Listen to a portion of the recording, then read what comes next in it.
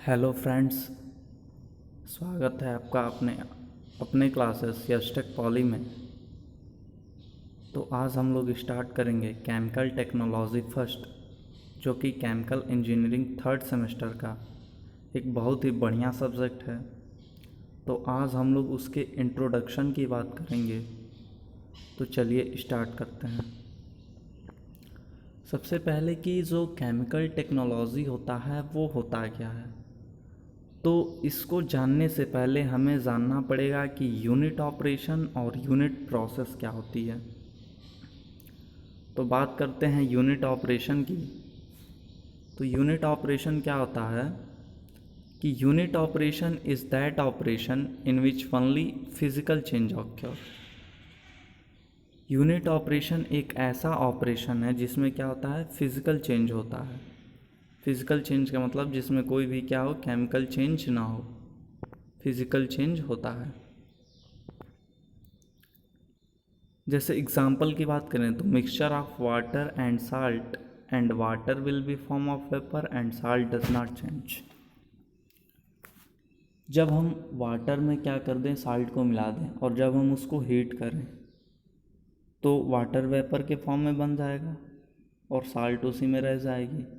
तो ये जो चेंज हो रहा है ये यूनिट ऑपरेशन कहलाता है। दूसरे एग्जाम्पल की बात कर लें, कोई सॉलिड पार्टिकल है, कोई पत्थर है, उसको तुमने जॉ क्रशर में डाला तो वो क्या हुआ, वो अपने साइज़ में ब्रेक हो जाएगा, टूट जाएगा। तो वो भी फिजिकल चेंज है। अब हम लोग बात करते हैं यूनिट प्रोसेस की। यूनिट प्रोसेस क्या होता है? Unit process is that process in which chemical change occur. Unit process एक ऐसा प्रोसेस होता है जिसमें केमिकल चेंज ऑक्योर होता है। जैसे कि example, mixture of water, sugar and T leaf. So T leaf will be dissolve and this is called a unit process. जैसे हमें चाय बनानी है तो चाय बनाने के लिए हमें क्या क्या चाहिए, वाटर चाहिए, शुगर चाहिए और चाय की पत्ती यानी कि टी लीफ चाहिए। तो जब हम इन तीनों को हीट करेंगे तो हमारा टी लीफ क्या होता है, उसमें पूरी तरह से डिसॉल्व हो जाता है, यानी कि हम उसमें से टी लीफ को बाहर नहीं निकाल सकते। तो ये जो प्रोसेस होता है इसमें केमिकल चेंज हो रहा है, तो इसलिए ये क्या कहलाएगी, यूनिट प्रोसेस कहलाएगी। Unit operation and unit process are used in any chemical plant या फिर इंडस्ट्री। जितने भी केमिकल प्लांट या फिर इंडस्ट्री हैं उनमें दो ही चीज़ यूज़ की जाती है, या तो यूनिट ऑपरेशन हो रहा होगा या तो यूनिट प्रोसेस हो रही होगी। तो इन दोनों टर्म से एक डेफिनेशन निकल के आता है केमिकल इंजीनियरिंग का।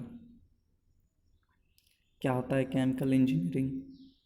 Chemical engineering is the branch of engineering in which production of bulk material from basic raw material in the most economical way by chemical means.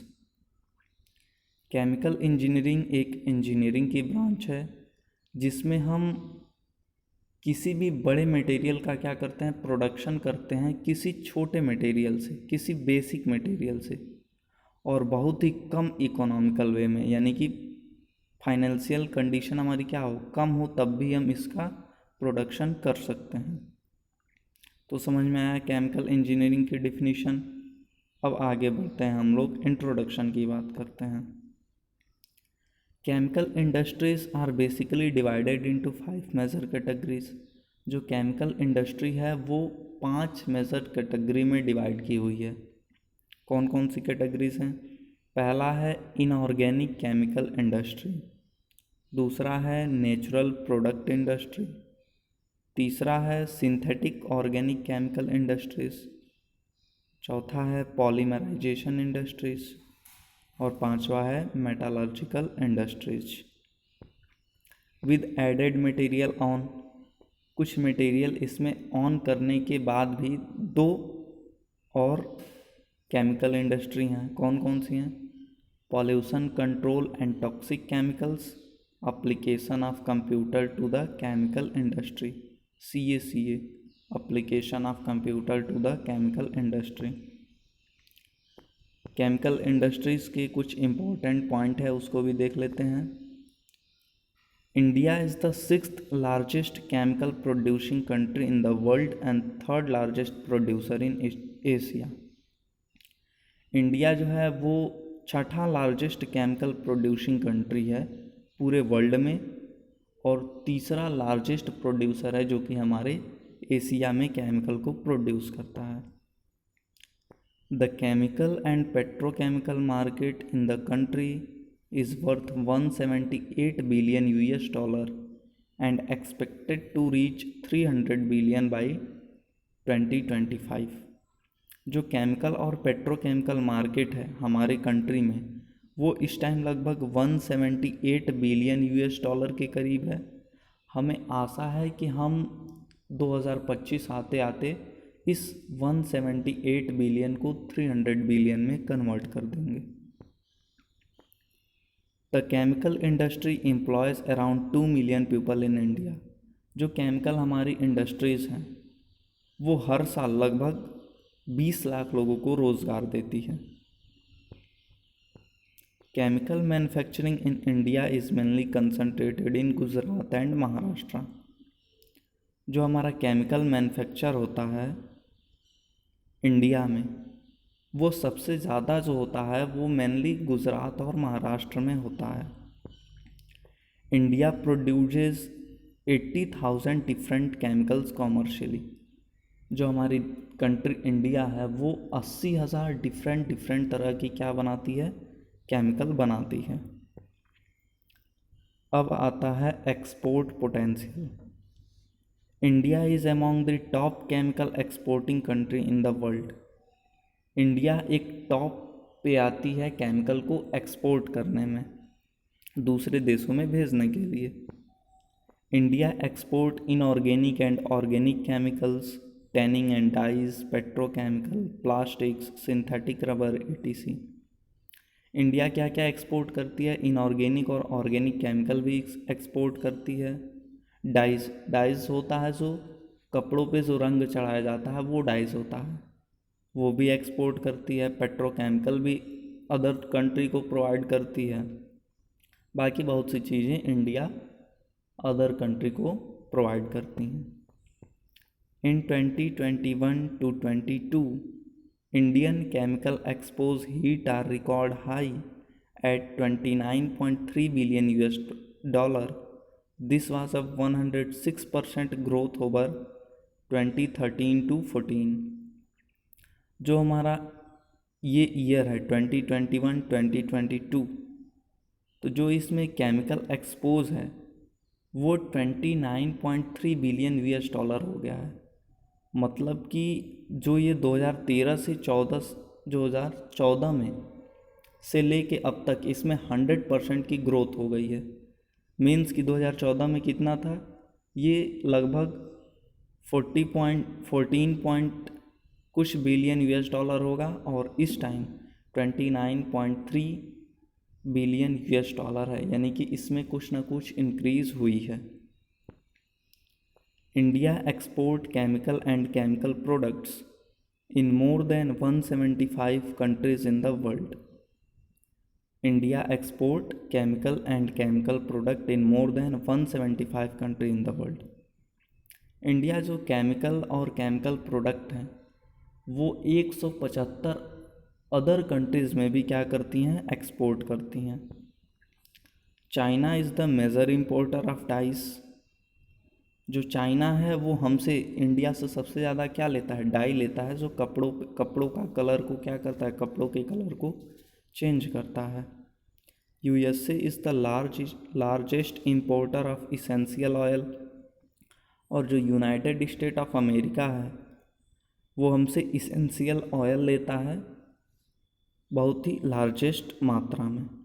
और Brazil is the top importer of agro chemicals. और Brazil हमसे क्या लेता है, agro chemicals, मतलब कि जो agriculture में जो केमिकल्स यूज होते हैं जैसे कि DAP, di ammonium phosphate, urea etcetera. 1 billion is equal to 10 lakh और 1 million is equal to 10 lakh और 1 billion is equal to 10 crore. अब देखो एक टॉपिक है इसमें कि process symbol used for various equipment. ये बहुत ही इम्पोर्टेंट है, क्योंकि इसी से हमें किसी भी इंडस्ट्री में कैसे पता लगा सकते हैं कि कौन सा इक्विपमेंट है, तो ये काफ़ी ज़्यादा इम्पोर्टेंट है। इसमें सबसे पहला आता है बैच डिस्टिलेशन। बैच डिस्टिलेशन का आप लोग फिगर देख सकते हैं। बैच डिस्टिलेशन क्या होता है? It is used for separation of two miscible liquid. It is used for unit operation.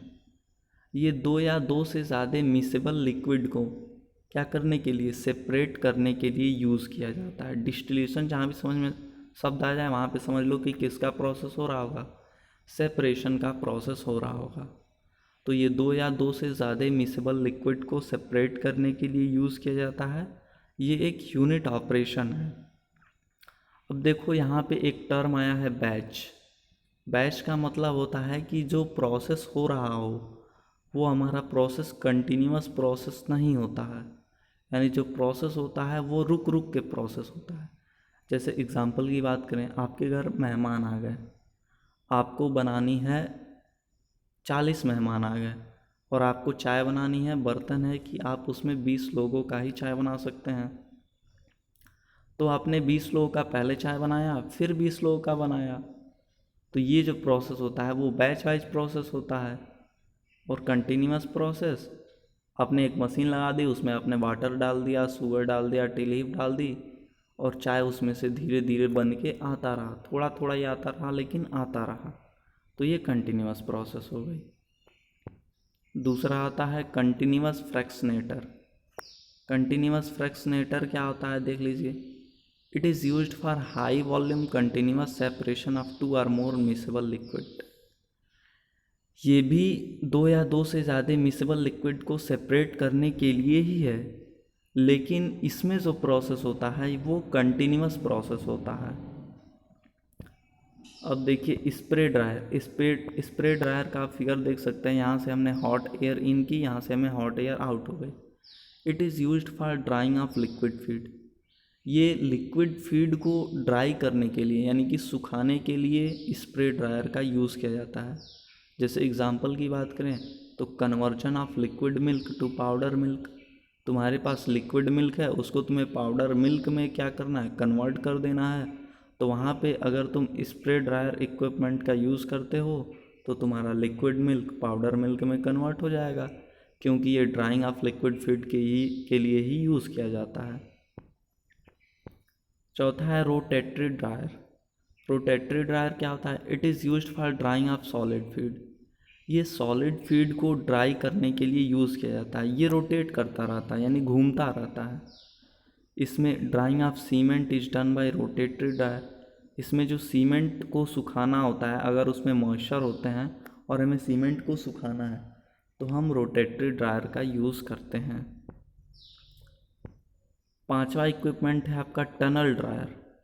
Tunnel dryer क्या होता है? It is also used for drying of feed specially in paste form. ये feed को dry करने के लिए use किया जाता है और ये स्पेशली पेस्ट फॉर्म के लिए यूज़ किया जाता है। छठा है ओपन पैन इवोपोरेटर। फिगर देख सकते हैं आप लोग ओपन पैन इवोपोरेटर का। ये ओपन होता है यानी खुला हुआ होता है। It is used for increasing concentration of any solution by evaporating solvent from it. ये किसी भी सॉल्यूशन की कंसंट्रेशन को इंक्रीज करने के लिए यूज़ किया जाता है सॉल्वेंट को इवोपोरेट करके। जैसे एग्जांपल की बात करें तो आपने ले लिया शुगर सिरप यानी कि mixture of water and sugar, उसको हीट किया, उसको आपने हीट किया तो वाटर जो है वो वेपर के फॉर्म में तो चली जाएगी, ठीक है, वाटर इवोपोरेट होगा, वाटर सॉल्वेंट है, वाटर इवोपोरेट होगा। तो इससे जो तुम्हारा वाटर और शुगर बनेगा उसकी कंसंट्रेशन क्या होगी, इंक्रीज होगी। तो ये ओपन पैन इवोपोरेटर का वर्क होता है। अब बात करते हैं मल्टीपल इफेक्ट इवोपोरेटर की।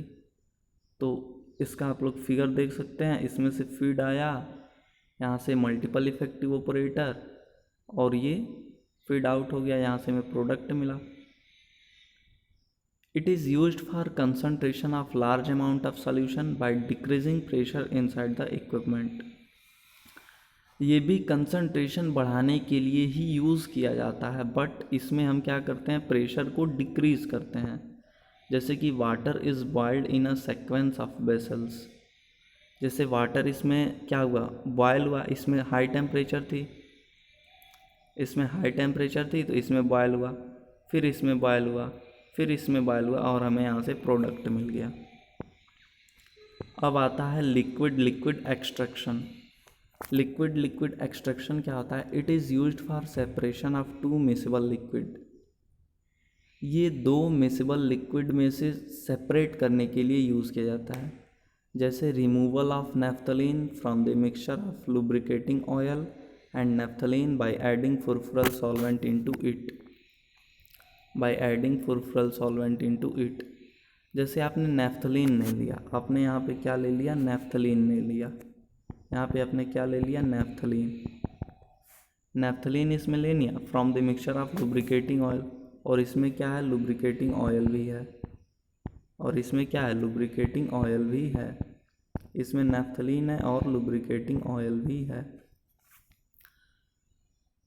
अगर हम इसमें क्या ऐड कर दें, अगर हम इसमें फुरफुरल सॉल्वेंट ऐड कर दें, अगर हम इसमें क्या ऐड कर दें, फुरफुरल सॉल्वेंट, क्या ऐड कर दें, फुरफुरल सॉल्वेंट। फुरफुरल सॉल्वेंट अगर हम इसमें ऐड कर दें तो क्या होता है हमारा, कि जो नेफ्थलीन होती है और जो फुरफुरल होता है वो लुब्रिकेटिंग ऑयल नेफ्थलीन के साथ क्या कर देता है, रिएक्शन कर देता है, और हमें लुब्रिकेटिंग ऑयल क्या हो जाती है, मिल जाती है। तो ये होता है लिक्विड लिक्विड एक्सट्रैक्शन। ठीक है, लिक्विड लिक्विड एक्सट्रैक्शन समझ में आया। It is used for separation of two miscible liquid. ये दो मिसेबल लिक्विड को सेपरेट करने के लिए यूज़ किया जाता है। एग्जाम्पल की बात करें तो removal of naphthalene from the mixture of lubricating oil and naphthalene by adding furfural solvent. अब आता है सॉलिड लिक्विड एक्सट्रैक्शन, जिसको हम लोग लीचिंग भी बोलते हैं। Solid liquid extraction is a method that is used mainly to remove soluble component from solids using a solvent। Solid liquid extraction एक ऐसा मेथड है जो कि mainly to remove soluble component, जो कि सॉलिड से सॉल्युबल कंपोनेंट को remove करने के लिए सॉल्वेंट के थ्रू यूज़ किया जाता है। जैसे कि ऑयल सीड देखे होंगे, उसमें से हमें ऑयल मिलता है, तो ये सॉलिड लिक्विड एक्सट्रैक्शन कहलाता है, या तो फिर लीचिंग कहलाता है।